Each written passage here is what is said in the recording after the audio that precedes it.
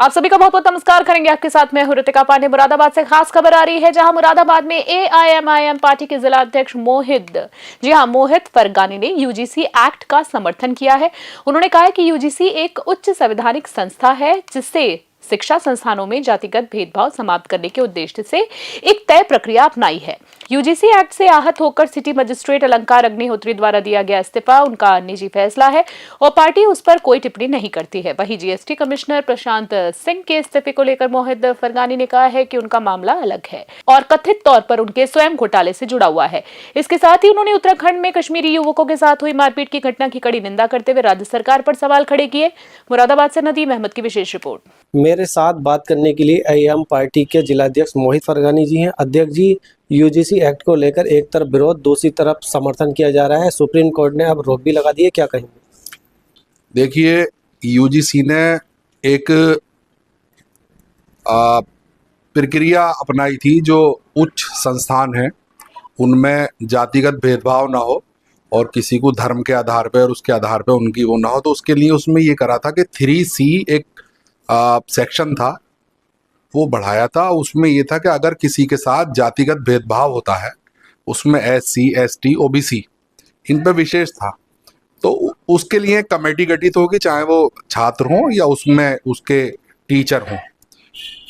उसके साथ ही उसमें जो है 3E सेक्शन भी जुड़ा हुआ था, जो बड़ी वाइड जो है उसमें परिभाषा लिखी हुई है भेदभाव कि अगर किसी का जन्म के आधार पे, धर्म के आधार पे और जो है जातिगत आधार पे, तो इस पे जो है जो पक्ष में है लोग, उनकी मांग सही है भाई। यहाँ जो भेदभाव होता है वो जातिगत आधार पे होता है। अब तो मुसलमानों के खिलाफ इस तरीके का भेदभाव है कि उन्हें धर्म के आधार पे मुसलमानों को, ईसाइयों को, आपने देखा कि अभी नए साल पे और बड़े दिन पे जो गुड फ्राइडे होता है, उस पर तमाम चर्चों के आगे जो है जो ये तथाकथित संगठन है, इन्होंने तमाम ढोल ताशे और तमाम नारे और वो जो करना था उन्हें वो करा। तो यहाँ तो भेदभाव हो ही रहा है, तो उसके खिलाफ प्रोटेक्शन के लिए अगर यूजीसी ने कोई काम किया है तो हम उसका जो है समर्थन करते हैं। और जो लोग इसका विरोध कर रहे हैं, तो विरोध करने वालों से मैं ये पूछना चाहता हूँ कि ये बताइए, आज तक किसी सामान्य जाति वाले को उसकी जाति का नाम लेकर किसी ने चिढ़ाया है? भाई जाति तो कोई दलित होगा उसे, BC होगा उसे, या कोई होगा उसे ही जातिगत सूचक, जाति सूचक शब्द इस्तेमाल करके जो है उसे चिढ़ाया जाता, उसे परेशान किया जाता। किसी को आपने सुना कि ये ठाकुर यहाँ, ब्राह्मण यहाँ, बनिए यहाँ? जातिगत सूची नाम जो है हमेशा BC SC ST और ट्राइब्स के लिए जो है इस्तेमाल किए जाते हैं। कभी किसी सामान्य जाति के व्यक्ति को किसी भी शिक्षण संस्थान में या इस समाज में उसके जाति सूचक शब्दों के लेकर उसे परेशान नहीं किया जाता। सामान्य जाति को, तो जो सामान्य लोग जो है इसका विरोध कर रहे हैं, उनका विरोध जो है अनुचित है और उनके अंदर कहीं ना कहीं ये भावना है कि हमारे ऊपर जो है इस पर नकेल कसी जाएगी। और ये कदम जो है यूजीसी का दलितों और आदिवासियों और OBC समाज के लिए बड़ा अच्छा कदम था। और इस पर जो सुप्रीम कोर्ट ने रोक लगाई है, मैं उस पर भी अपना पक्ष रख दूं। सुप्रीम कोर्ट ने रोक जो है 3C सेक्शन पे लगाई है और उसमें उसने ये कहा है कि इसकी परिभाषा जो है वो अभी इतनी विस्तृत नहीं है और इतनी खुली हुई नहीं है, इसका जो है गलत इस्तेमाल हो सकता। तो ये रोक जो है परमानेंट नहीं है, जब मुकदमे की सुनवाई होगी तो हो सकता है कि रोक हट जाए। अभी तो फिलहाल ये स्थिति है। यूजीसी को लेकर सिटी मजिस्ट्रेट है अलंकार अग्निहोत्री, उन्होंने इस्तीफा दिया है। दूसरी तरफ जीएसटी कमिश्नर प्रशांत सिंह है, उन्होंने समर्थन में इस्तीफा दिया है। इसे कैसे देखते हैं? देखिए, यूजीसी के जो सेक्शन 3C में जो एक कमेटी या एक प्रकोष्ठ बनाने का नियम है, उसके अग्निहोत्री जी ने इस्तीफा दिया है कि भाई ये गलत है, ये वो है। दूसरे जीएसटी कमिश्नर साहब है, उनका तो पूरा घोटाला है भाई। वो जो है हैंडीकैप कोटे से लगे हुए थे, जीएसटी में असिस्टेंट कमिश्नर है और हैंडीकैप के कोटे से थे। गलत तरीके से उन्होंने अपने सर्टिफिकेट बनवाए थे, उसकी जांच चल रही थी। अब उन्हें जो है जेल जाने का आदेशा था, तो उन्होंने लगे हाथों, एक तो वो जो शंकराचार्य जी पे विवाद चल रहा है योगी जी का, तो योगी जी के समर्थन में और एक यूजीसी के विरोध में इस कानून के उन्होंने इस्तीफा दे दिया कि शायद मैं जो हूं योगी जी की निगाह में चढ़ जाऊं और मैं बच जाऊं। तो ये कहीं ना कहीं उनका प्रोपेगेंडा अपने आप को बचाने का है, ना वो किसी का समर्थन में है ना वो विरोध में है, वो अपने आप को बचाने में है कि किसी सूरत से मेरी ये नौकरी बच जाए और मैं बच जाऊं। उत्तराखंड के विकास नगर में कश्मीरी दो युवक हैं जो फेरी करने के लिए गए थे। दुकानदार ने उनसे नाम पूछा और अपने कुछ साथियों के साथ मिलकर उसके बाद मारपीट की। मुस्लिम नाम बताया। देखिए, उत्तराखंड हो, उत्तर प्रदेश हो या आसाम हो, ये तीन जगहें ऐसी हैं कि यहाँ के तीनों के मुख्यमंत्रियों में होड़ लगी हुई है कि कौन कितना मुसलमानों का उत्पीड़न कर सकता है।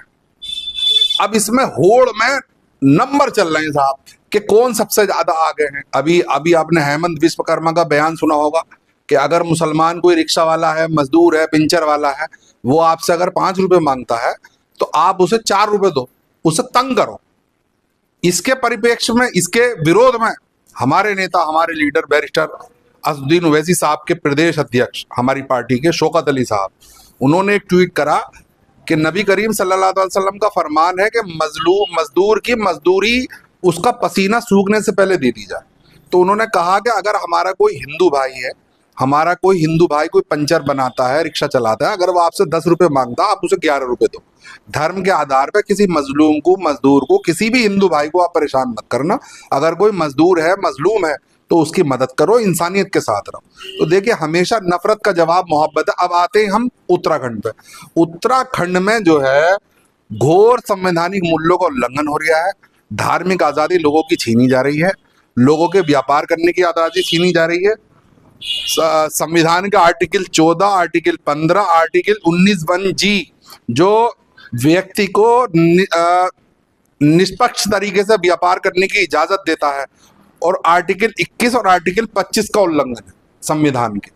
और सुप्रीम कोर्ट ने तहसीन पूनावाला के 2018 के केस में करा था कि राज्य सरकार की जो है जिम्मेदारी है कि वह अपने नागरिकों को समान अधिकार दे, निष्पक्ष रहे।